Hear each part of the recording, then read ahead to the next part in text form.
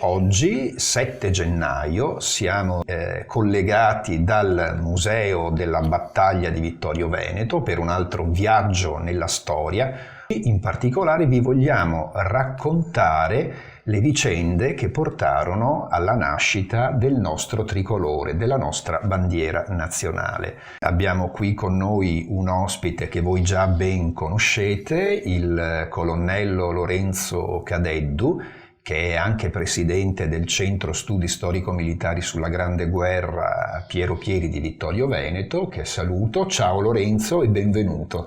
Ciao Stefano e buongiorno a tutti i telespettatori. Voglio cominciare questo mio breve colloquio con il colonnello Lorenzo Cadeddu chiedendogli storicamente qual è l'origine delle bandiere, della bandiera come simbolo.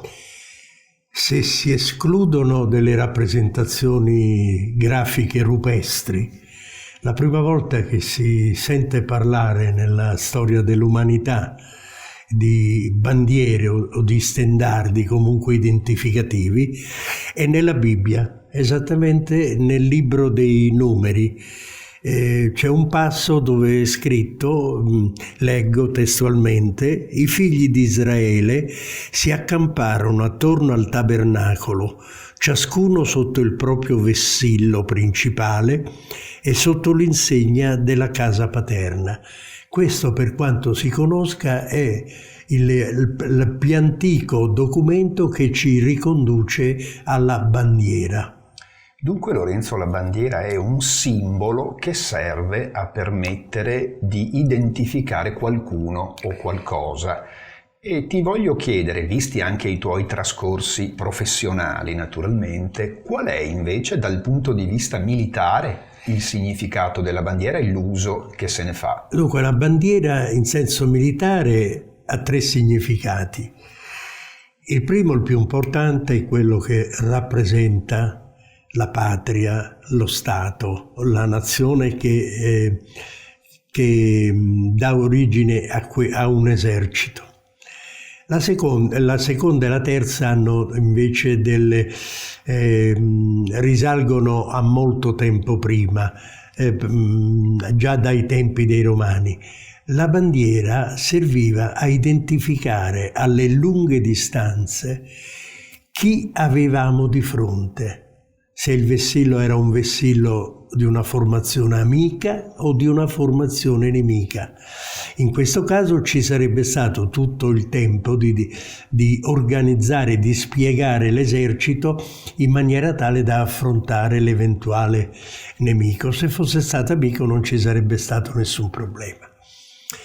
La terza funzione della bandiera era quella di identificare sul campo di battaglia, quando le guerre si combattevano corpo a corpo, quindi già dai tempi antichi fino al Medioevo, la bandiera identificava il punto in cui ciascun combattente poteva trovare, in caso di necessità, il proprio comandante per potergli chiedere qualche cosa dovesse fare, gli ordini da ricevere e via discorrendo. Ecco, queste sono le 3 principali funzioni della bandiera. Ecco, tu prima hai accennato alla bandiera come simbolo dello Stato, della nazione. Ecco, vuoi dirci il tricolore che oggi noi andiamo a festeggiare, che origine ha, come è nato?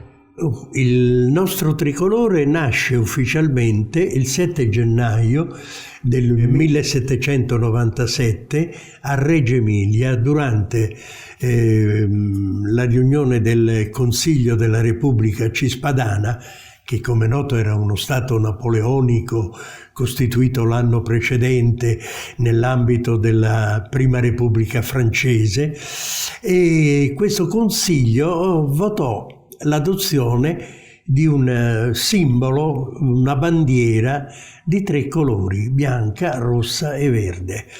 La proposta venne avanzata dal consigliere delle Romagne Giuseppe Compagnoni, che quindi diciamo che viene considerato come il padre del tricolore.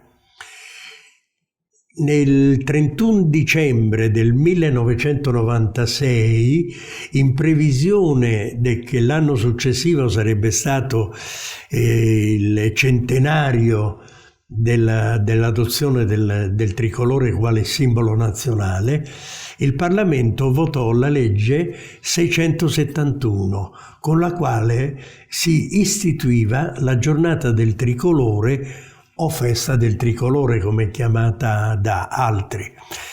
Quindi oggi possiamo dire che il nostro tricolore oggi compie 224 anni. È da simbolo di uno Stato unitario, si conferma anche come simbolo della Repubblica, in virtù anche del dettato costituzionale che all'articolo 12 stabilisce che il nostro tricolore è il vessillo ufficiale della Repubblica. Nella bandiera sono racchiuse, nel significato intimo della bandiera sono racchiusi i sentimenti di unità e di coesione fra i componenti di uno Stato, del popolo, e rappresentano anche il sentimento di identità nazionale, perché costituisce un legame continuo fra le generazioni di cittadini che si susseguono una dietro l'altra. Ecco Lorenzo, a questo proposito vorrei farti un'ultima domanda. Qual è il significato dei 3 colori che costituiscono la nostra bandiera? Perché sono stati scelti? Noi diamo questi valori ai tre colori. Il rosso rappresenta il sangue che è stato versato nelle tante guerre che hanno condotto poi all'unità nazionale. Il bianco è la purezza dei sentimenti delle nostre genti che hanno voluto l'unità d'Italia, e il verde è il colore della speranza, la speranza che non muore mai, di un futuro sempre maggiormente brillante nei confronti del popolo tutto. Bene Lorenzo, ti ringrazio per le tue puntuali spiegazioni. A risentirci qui dal Museo della Battaglia di Vittorio Veneto per una prossima esplorazione nel mondo della storia. Grazie Lorenzo e un caro saluto anche a te. Grazie anche a te.